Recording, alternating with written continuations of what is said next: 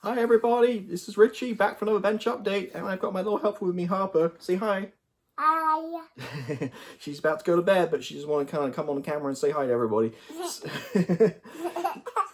Giggly. So we're going to, what I'm going to do is I'm going to put this one to bed, and then I'm going to switch the camera, and you can check out a couple of builds I've been working on the past week or two, and also look at some new purchases, a couple of things to arrive in the mail, share you guys as well.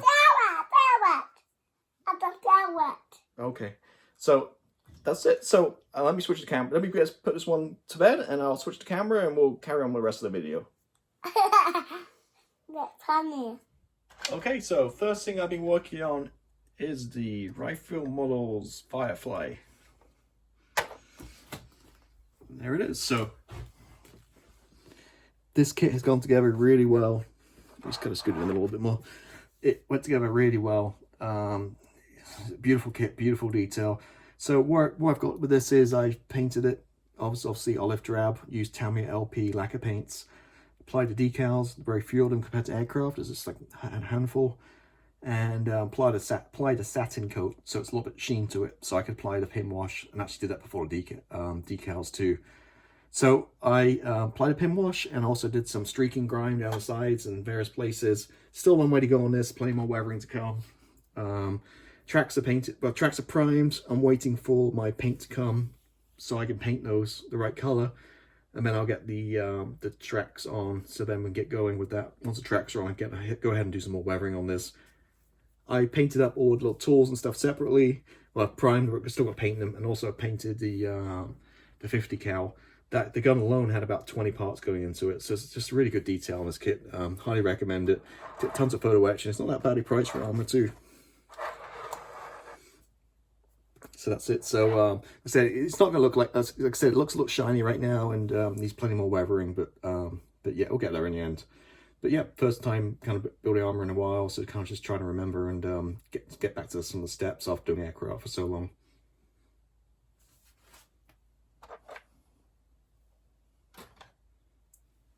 Next up, it is the Airfix B17G, or it's the RF variant, which is the Mark III. I'm not sure which scheme I'm going in. I think I'm going with, it's this one I'm going to go with. So it has the traditional kind of RF bomber colors, the black underneath, and then the dark earth and the dark green top. And this is where I've got with it.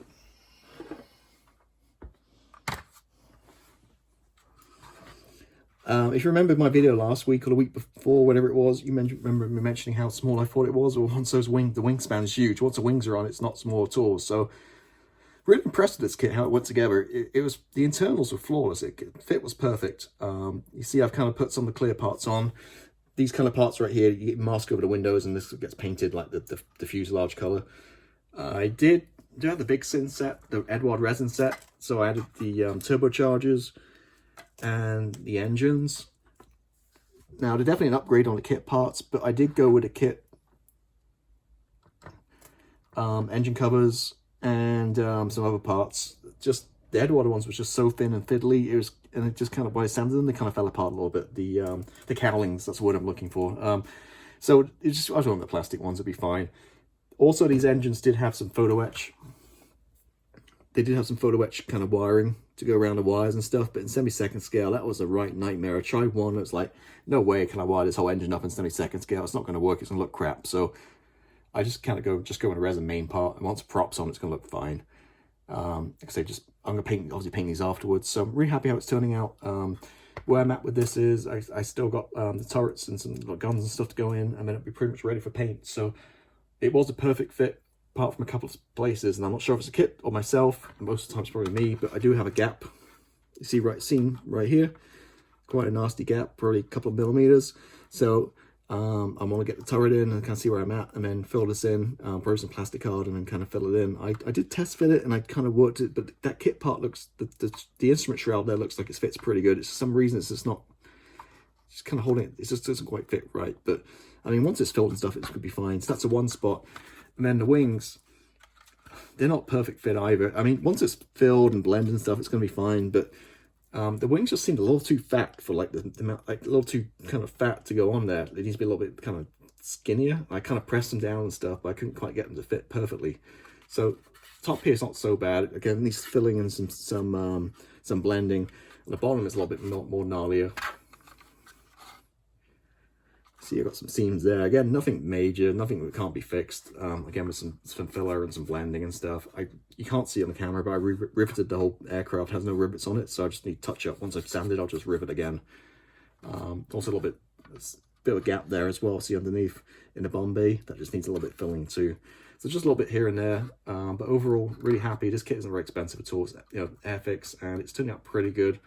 Really happy how it's going. So it's a good size, 72nd scale, but you can see the wingspan on this thing is huge. It's a big beast. So I wouldn't like to try the 48 scale one.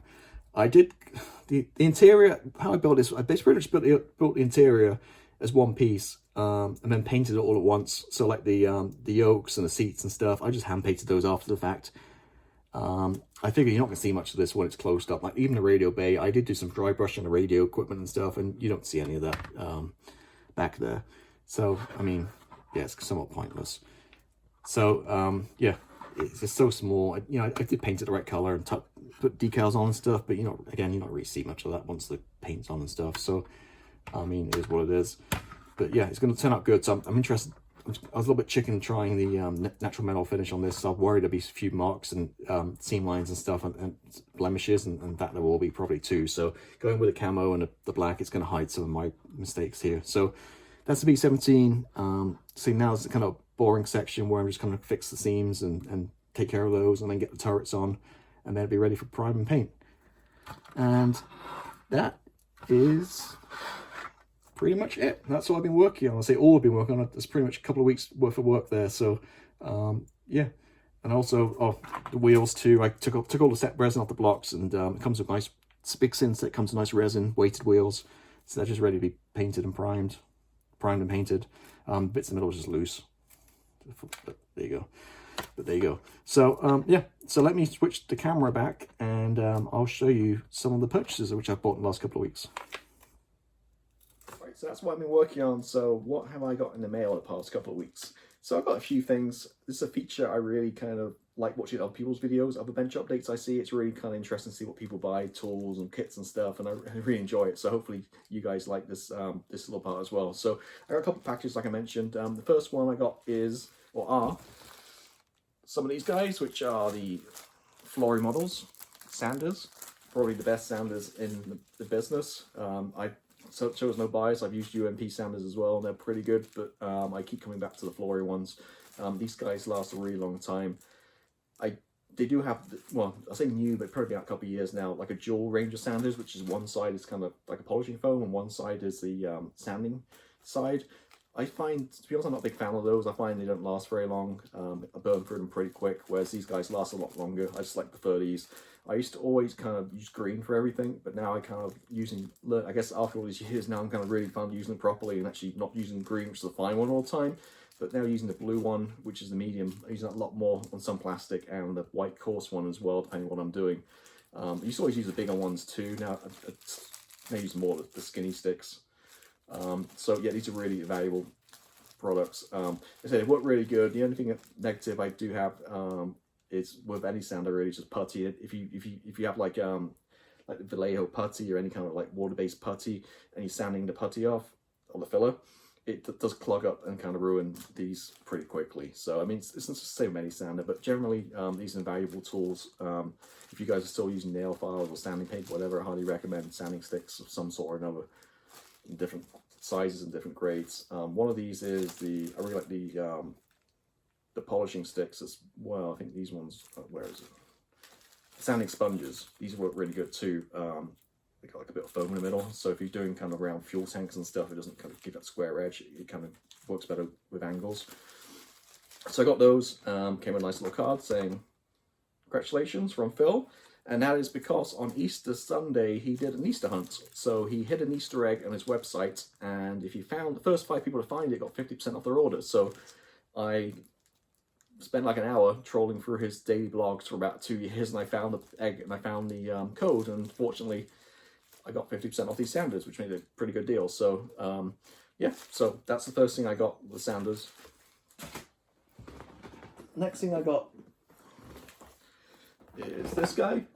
I wanted this for a while, which is the Airfix Buccaneer. This is the Navy version. They are bringing out the RAF version in, well, I think it's supposed to be around about late summer, early fall, but because of what's going on right now in the world, I think it'll probably be delayed maybe to the end of the year or start of next year.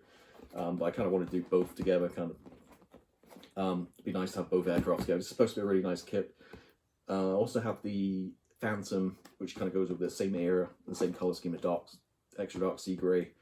So, yep, that's that guy. And to go along with it, just a couple of things. As always, for 72nd scale for me, I like the canopy mast sets. This, I've got the metal pitot tube, which are always great deals. By Master. These guys aren't very expensive, so them a couple of bucks. They really make a big difference, especially something like the Buccaneer, where it's the this actually has a refueling probe and a pitot tube. It's quite prominent, so it's definitely an upgrade on the plastic. I mean, you don't really see it very well, but any kit, I highly recommend the Master pitot tube set. And finally, I went and got the Edward photo etch set. I hate photo etch, as you know, but this does. I've seen a few build up and does, especially the wheel well and those kind of, I don't know what you call it at the back. Is it speed brakes or whatever at the back? These had some really nice detail. Again, you're not really gonna see that very good, but so that makes up the Buccaneer. All right, next up is something a little strange. I was making an order, randomly came across this, and this is a PT-109 Life Raft in 72nd scale. It's resin, you see it's tiny. The reason I bought this is, I remember I put a picture up on the screen. I saw this cool picture from, I'm not sure a year, it's a while back now, of a Harrier, an RAF Harrier ditched in the river. I just thought that'd make a pretty cool diorama. And then lo and behold, Hasegawa reboxed and brought out, I think it was 48 scale, recently, that exact aircraft markings. I'm not sure if it's exact aircraft like number, but it was the same squadron markings and everything. So they brought that out, and I thought, wow, that'd make a cool diorama. And then I found they did one, so I looked around, I couldn't find any like boats in like 48 scale. But then if you kind of notice in that picture, there was like one of these little boats along with like the hexagonal kind of life raft next to it. So this is 72nd scale. So Hasegawa also do that aircraft in 72nd scale. So at some point, I think I'm going to pick it up, and I just fancy doing like a cool little diorama with the aircraft kind of ditched in the river, maybe some resin kind of for the water, and like the banks and everything with like the boat. Then I can find a hexagonal 72nd scale raft too. That kind of really makes up the scene, and maybe a couple of people like on the picture. But yeah, so that's something a little unusual, but again, not very expensive, a couple of bucks. So I thought I'd pick that up, just again, something different. Next thing is, are the 48 scale Ares exhaust for the Rebel kit. Now these, I never used these before, but there's only a few things you really need for that kit. The famous Rebel Tornado kit. This works for any of them. Works for the GR4, GR1, F3. They all have the same exhaust, and this will work for any other kits. So it's a pretty useful thing to have in your stash if you build one. I think if you build a Tornado 48 scale Rebel, the main things you really need are resin seats, metal pitot tube, and probably resin exhaust. I think that's all we really need. I think, and maybe now Edward have done the zoom zoom set for the cockpit, so maybe that might be worth doing too. Although the color looks a little bit shade, doesn't look quite right to me. The color looks off, but this is a nice little thing to have too. Like I said, resin exhaust. Definitely an upgrade on the kit. So, as you know, I have a few of these in the stash. I just built the F3 and I have a few more in the stash of different variants, so I'll definitely use it at some point. And the last but not least, I got the Hasegawa Osprey, 72nd scale. Even though 72nd scale, it's still a pretty good size. Let's see the kit. Yeah, it's pretty decent size. What kind of led me to this was, I think I mentioned in previous videos, I saw some build up on the ISM Friday night show. A couple of people built these and turned out really good, really nicely weathered. And also I noticed Black Dog, my favorite resin company, do some nice aftermarket for this. They do like the hydraulics along kind of the spine, along the wings, and they do an engine pack and they do some other stuff too, I think. But so I did order a few weeks ago one engine, I think, maybe I ordered 2 engines, I can't remember. Anyway, I ordered an engine, at least 1 engine, and hydraulic. So open it up, really good detail resin. So I'm going to detail that one, and along with the kit, I got the, as always, Edward canopy mask. This one's nice too, because it's not just a canopy, but all the little side windows and stuff as well. It's all correctly sized, so you just stick the masking on, you're good to go. And that is it. So that's what I've been up to. Hope you guys have been productive, doing a lot of modeling too, and staying safe. And what I'll do is I'll come back another week or 2 with a further update and show you. I've got some more stuff on the way to me, and also plenty of bench time coming up to work on those 2 kits I've showed you guys too today. So thank you for watching as always, and I'll catch you next time. Thank you and goodbye.